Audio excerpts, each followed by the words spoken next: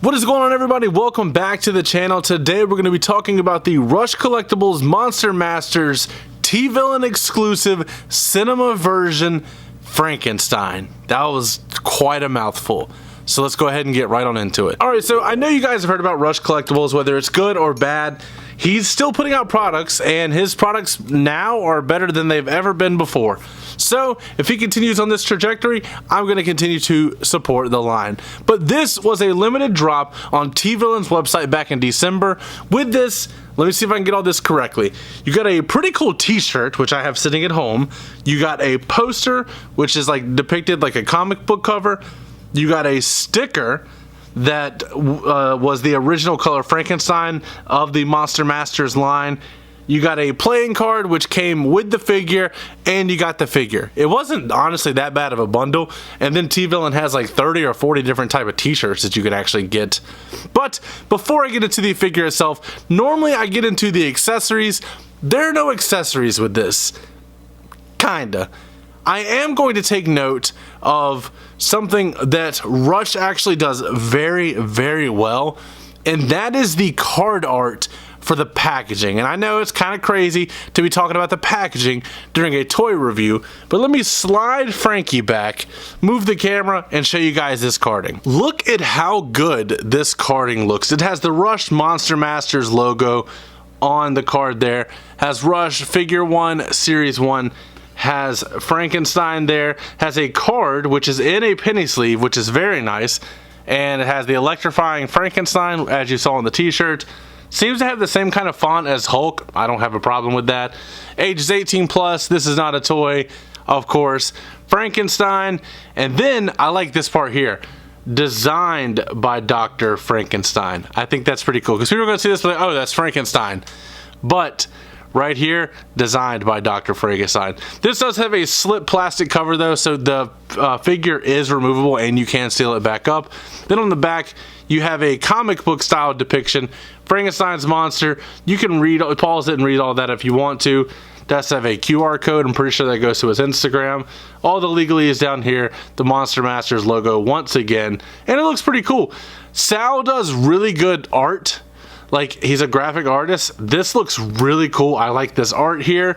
I like the same depiction because it is the same on the front. I do like how creative the Monster Masters logo is, especially considering his wrestling figures are ringmasters. So I do think that is actually pretty cool. But let's go ahead and zoom this back in and get a look at the figure itself. Alrighty, we got Frankenstein.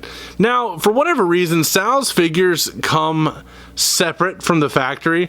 So the head is a separate piece, the arms are a separate piece, the torso and the lower body are all separate. But with that, you do get head articulation, which is very nice. You got arm articulation, goes all the way around. No like real like force to that at all. Not that it's like super loose, but no real force to that at all. It's actually very nice. I do love the sculpt of that. And then you have torso rotation, which is very nice. Sound does an amazing job with the sculpting of his figures, especially this monster line. Like, if you go and look at all the detail on here, it is very nice. One small nitpick, I would like for Frankenstein's fingernails to be like painted black or something. I think that would just be a real nice selling point. So this wouldn't just be one solid white piece of molding here. That's just a nitpick. Has a metallic paint on the belt. Looks very nice there.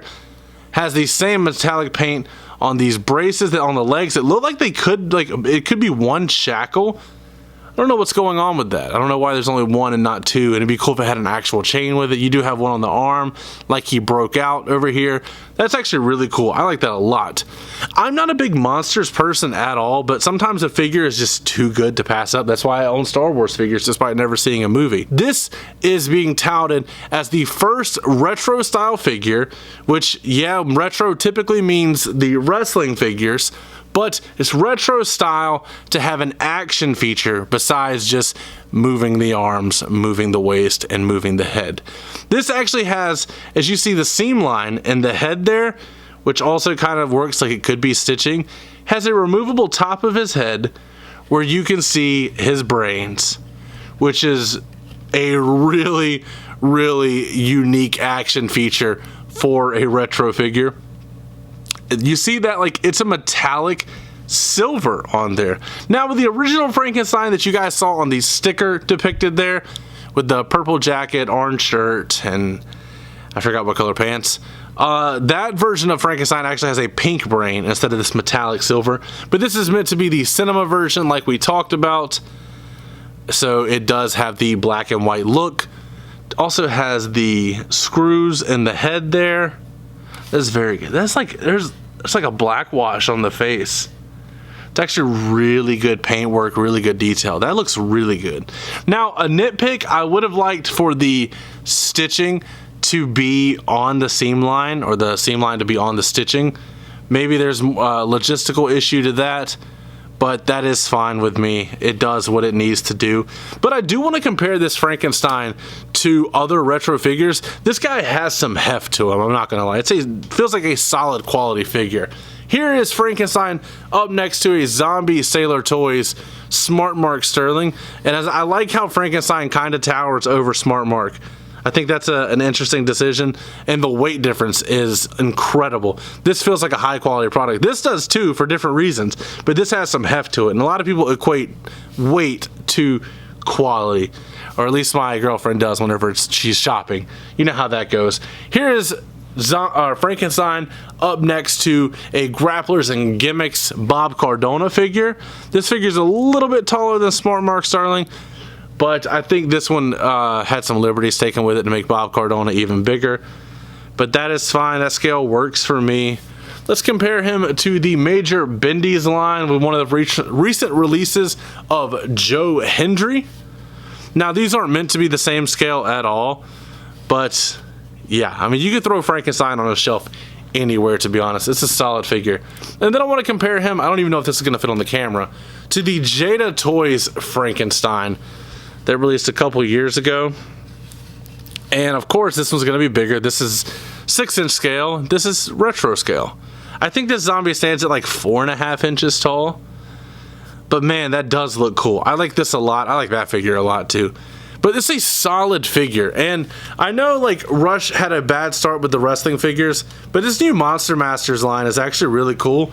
I definitely recommend checking out the Kickstarter. At the time of recording, you actually get, if you do the full set backing for $185, I think you actually get like 12 or 14 figures for that price, which is really freaking good. So it's kind of hard to argue when you have such a good deal on there. And then if you don't like a certain monster once it's in hand, then you can just sell it, recoup your money, and you're getting such a good deal on it already. But this Frankenstein is really good. Makes me want to go watch the old movies. I really like this a lot, and I don't give a crap about the Monsters figures. But that is going to be it for today. As always, don't forget to like, comment, subscribe. I'll put the Kickstarter link down in the description below. And last but not least, take it easy.